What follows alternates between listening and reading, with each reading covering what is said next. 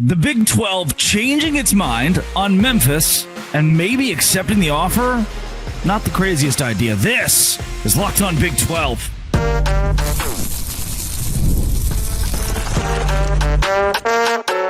You are Locked On Big 12, your daily podcast on the Big 12 Conference. Part of the Locked On Podcast Network, your team every day.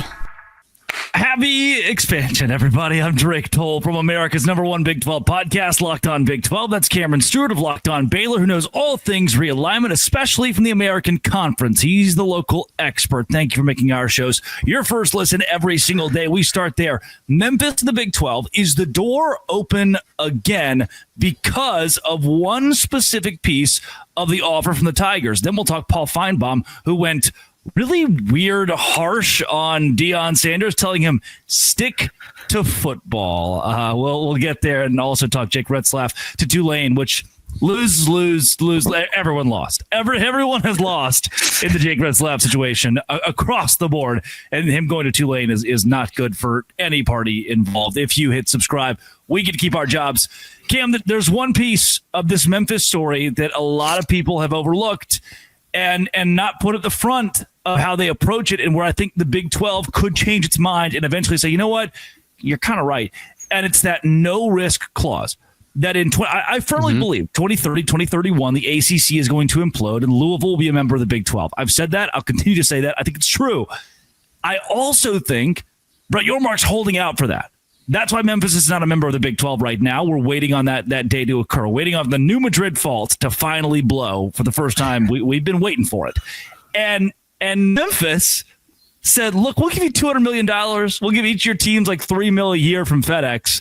And then if 2030 comes around and you just don't want us anymore, kick us out. No questions asked. They're kind of, and maybe it's the crappy thing to do, but we can just grip them out of $200 million and then say goodbye in a couple of years. Yeah, and money is money, right? It is Leo DiCaprio said in Killers of the Flower Moon. I do like that money, sir. I get it. And Memphis does give you the Green Beetle. It gives you Ernestine and Hazel's. Great spot, if you've ever been there. Graceland. It does give you Graceland. Beale Street. Forget that. Jimmy Buffett sang a song about Beale Street. Yep. It gives you a different song about Memphis, a little Mark Cohn classic. But I keep coming back to, like, I've thought about this so much over the last few days of like, what does Memphis give you other than money? And I understand. I'm not stupid. Worse barbecue than Texas. Correct. I understand that money is the end all be all. And like the situation that you're laying out right now, that would kind of make some sense. Would it be skeevy? Of course it would, but it makes a ton of sense of like, hey, we'll just see until the next TV contract. And unless you guys are absolutely knocking our socks off, which we know is not going to happen, then go right ahead. Like, if you guys knock our socks off, you could stay here, but probably not going to happen. We'll just feed you to the wolves. At that point, it'll be just the Big 10, the SEC, and the Big 12. But like, they just don't add much. They've had a good last couple years in football. Yeah. Don't get me wrong. A couple of 10-win seasons in a row. They don't bring a terrific fan base. No. They bring a barely major league town, barely pro sports town, which is bigger than I would say more than half the Big 12. Skin of your teeth, though. It's like we're really pushing it here. And the only sport that they are somewhat good at consistently, revenue sport, is men's basketball. And when you get that, you get a team that finishes in the top 25 that is not going to be eligible for the tournament most of these years that Penny Hardaway's the coach. Like, it's just, you're dealing with that headache. I know a lot of people have compared it to Houston, right? Coming from the American as well. Definitely a pro sports town in Houston, but not a huge fan base. Similar successes in football, a little bit better in basketball for Houston. They come without the headaches. You know, they come with a good spot for the Big 12 geographically. The FBI is not headquartered in Houston. They've now headquartered their NCAA investigations in Memphis. So is that part. It is ridiculous. Like, we got to a point where their softball players are taking tests for the men's basketball players, and this is like the third violation, the different set of violations they've had in the last 5 years. And yet they don't fire Penny. They worship the ground he walks on, and they're trying to buy their way into a conference. Like, maybe this is what wakes them up, though. Maybe they're like, Penny can get a 5-star who isn't technically eligible to play. He can get him to play, and then we'd go on probation. And then we don't get in another conference, even though we're offering them $150 million. Or we could just try to find another coach. We could just try to find a basketball coach. I just don't know what they bring. I don't know what they add. I was surprised at the locker stuffing. I will say I was a little surprised reading those numbers that Brett Yormark just straight up said no. It was wild that Memphis said not only will we come, so will the Home Depot or Lowe's or whatever it was. They listed all of the people, and we'll sponsor your conference championship game. We'll give you so much money, and you can kick us out. Please. And the best part of this whole deal, and I really hope that it's like any somewhat attractive female sportscaster you know's Twitter replies. That's what it feels like with Memphis. Yes. I will give you $150 million. You don't even have to answer me. Like, the art of begging. Like, that is it. That is what Memphis is at this point.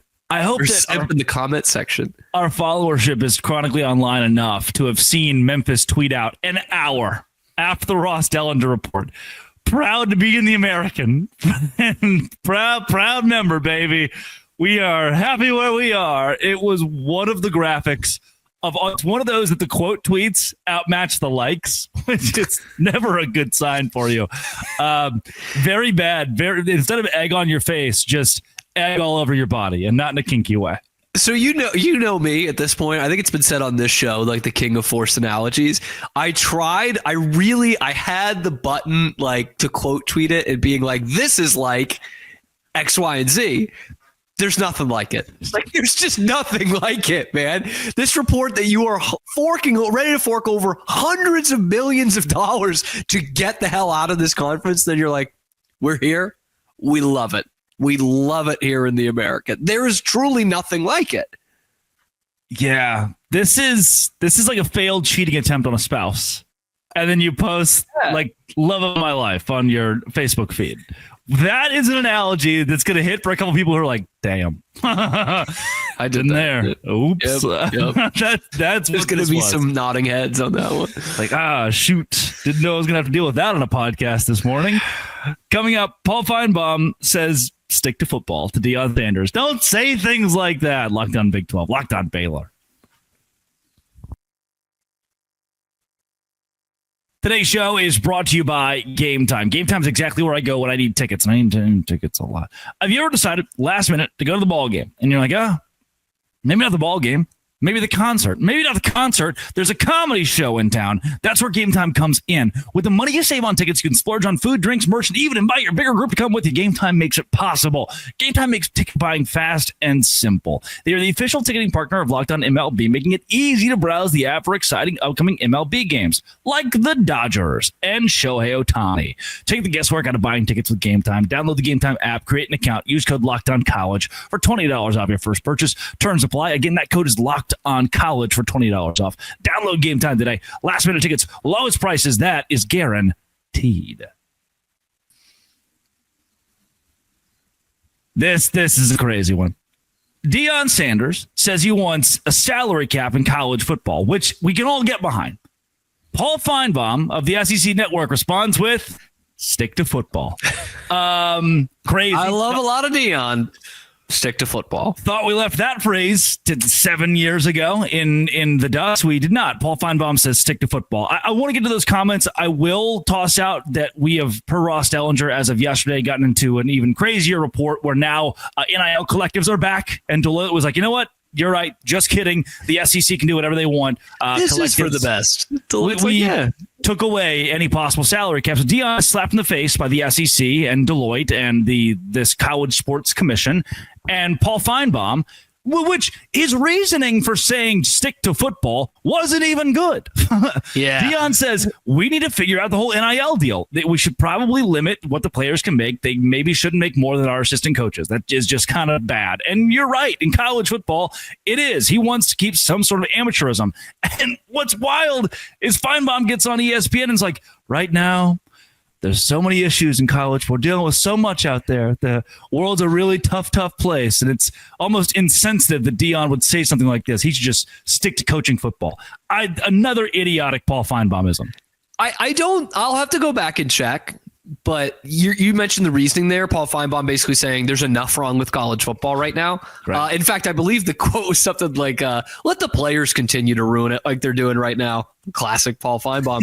I don't think, though, he was using that excuse when there was conference realignment or an expansion of the college football playoff. Like, I don't think he's used that excuse yet of, it's already messed up enough, guys, fellas. Let's keep on the right page here. Let's continue messing up this other stuff. And now it's a problem when it comes to salary caps. I wonder what 6 SEC coaches were texting him the quote that Dion put out there.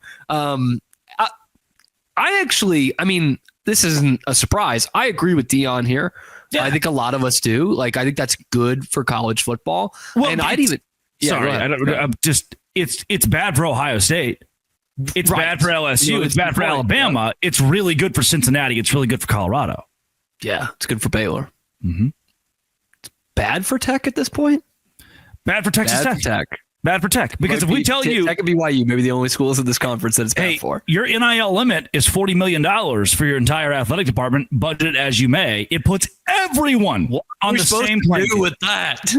That's scraps. Texas Tech is over there with $15 million extra going, well, I guess we'll go back to building facilities. We'll just keep building stuff.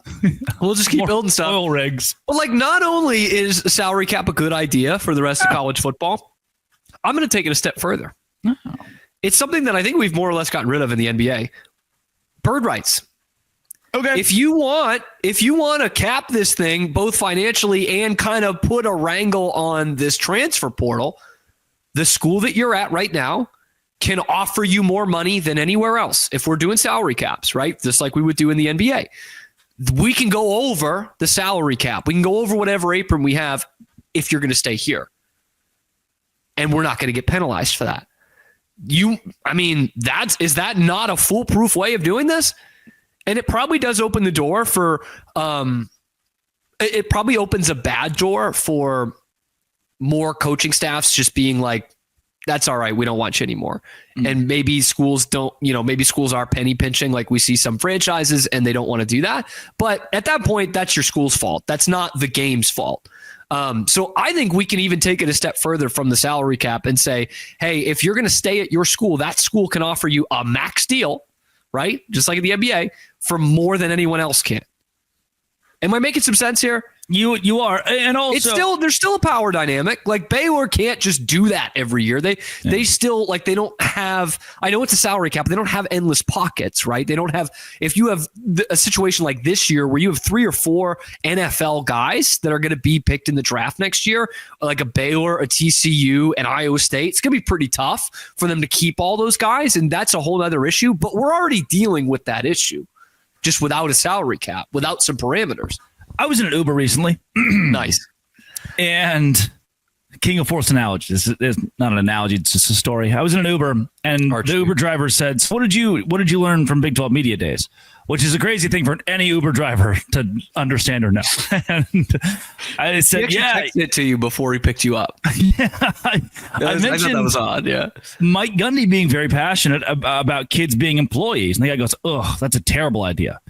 And I thought, no, it's kind of not. It's not. And I have been the number one guy screaming on here, hey, if you get a better offer to go work somewhere else, you should have the ability to take it. You should have the ability to say, hey, I'm going to drop out from, I always use Deloitte and KPMG. I'm going to go work for the other financial company, not this one, because they're paying me more money. I'm okay with that. Free market, capitalism, eagle screech. In a situation like this, we're talking retention. I think the bird is a great idea. Because now the school who has this child, this 18, 19-year-old playing on your football team, can incentivize them staying within your program. Now, Ohio State can't give them a $5 million better offer.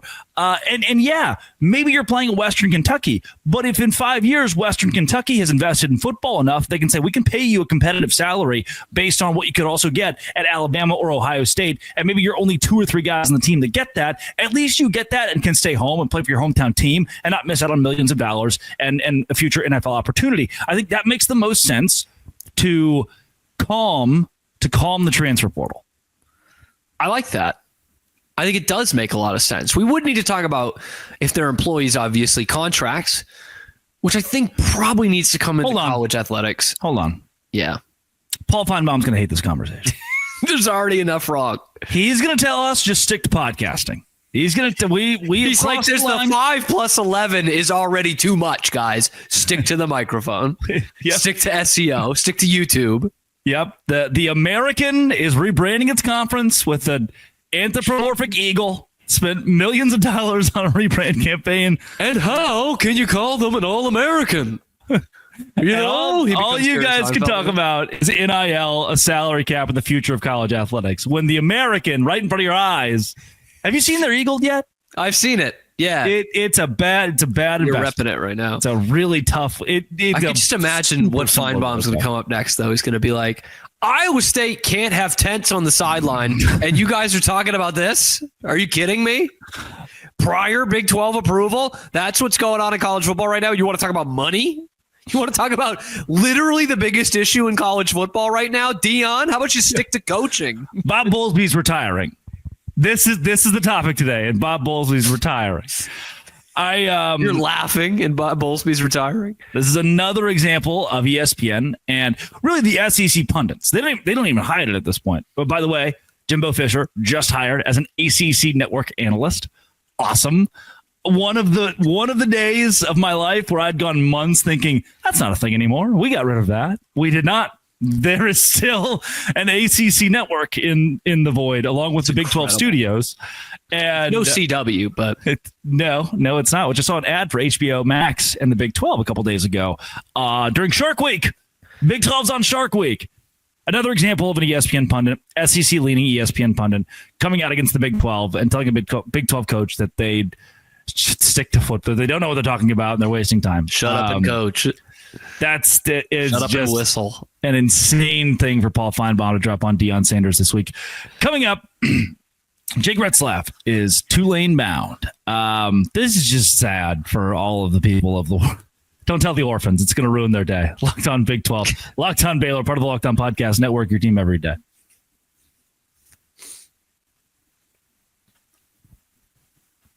Jake Retzlaff is headed to Tulane. Best tweet. This is the best part. This is the only win that anyone got out of this was the tweet that said from BYU to Tulane. That's good. That is good. That's good. Outside of that, I do think BYU loses overall. You lost your senior quarterback. I've mentioned 11th best in the Big 12. He's not, world beating Heisman. He's not the next Shawya Robertson, Cam Ward. You lost your senior quarterback. For Tulane, you already brought in 2 other quarterbacks who are in a battle to start, and Retzlaff isn't clearly better than either of them. They each brought in like some kind of blue chip, hey, I've got prowess in college football. If you're a BYU fan, you're like, really? Notre Dame was the first school we heard. And Tulane is the school that gets them. I think the BYU coaching staff, the Tulane coaching staff, who now have a 3 quarterback battle, and they're all kind of older guys. This just isn't good for anyone involved. And I think this is the end of hearing the name Jake Retzlaff in any sort of relevance in college football again.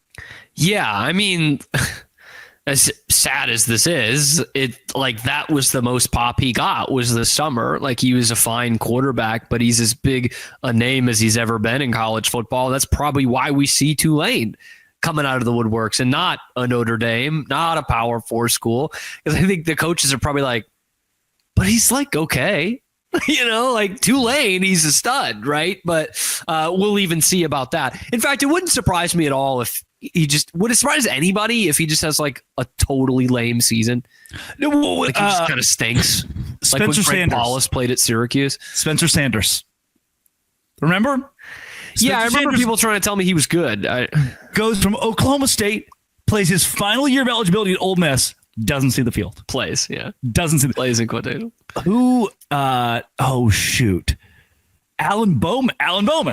Another Oklahoma State legend, goes to Michigan. 2 years as an assistant coach. He's effectively on the stage. He's the old guy coaching the quarterbacks for Michigan when they play in the national championship. And then he's like, you know what? I'll somehow have 2 more years to go to Oklahoma State. Is real quick. Is that kind of the craziest career arc we've ever seen for a college football quarterback? He was a starter at Tech. Yeah. Under a brilliant offensive mind, Matt Wells, starter, at least a year. Tech fans, correct me if I'm wrong, a year and a half, 2 maybe. Goes to Michigan, like you say, probably takes like 6 snaps in 2 years. Clipboard Jesus.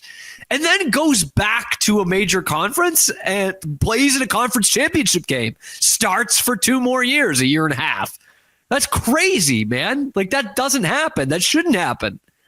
It's a bad look for the Big 12. This is a little bit of what I think the Rzoff situation could be. When Bowman went to Michigan, he was forgotten by the college football gods. When Spencer Sanders went to Ole Miss, same thing. You just never really heard from them again.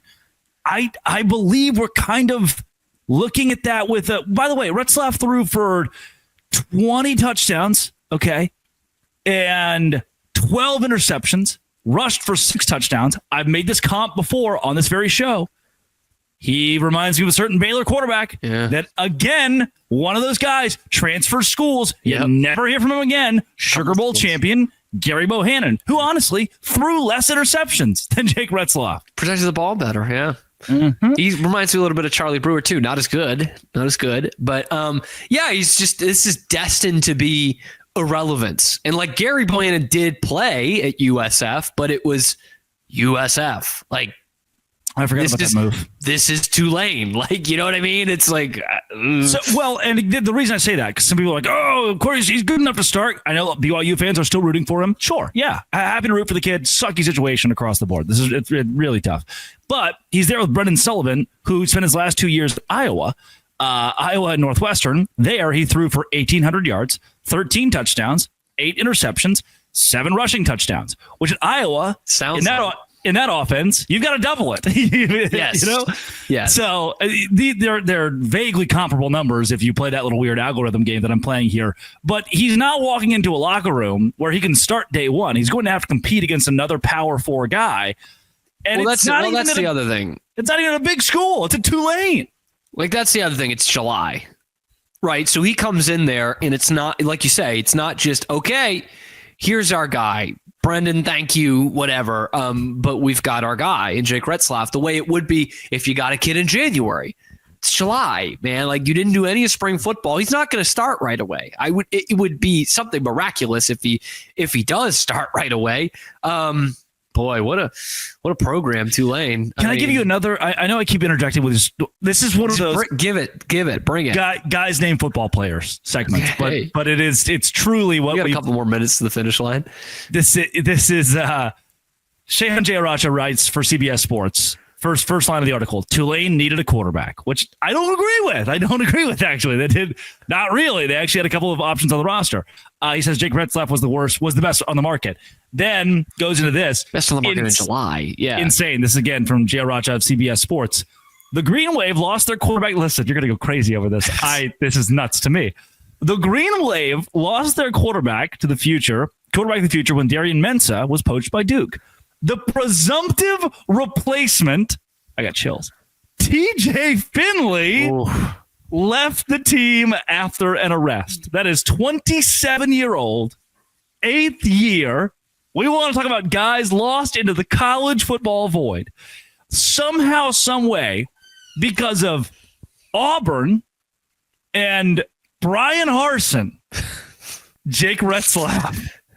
His butterfly effect. We got to get the butterfly effect on this one, man. It's a Tulane. I can't believe it's 2025. We just had to talk about TJ Finley on this pod. To take over for TJ. I think he's played in 7 different schools, too. It's legit like 5 or 6. Like, that's not hyperbole. Wow.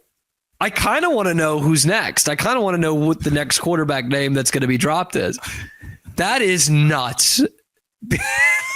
Like, could you imagine telling that to someone a year ago?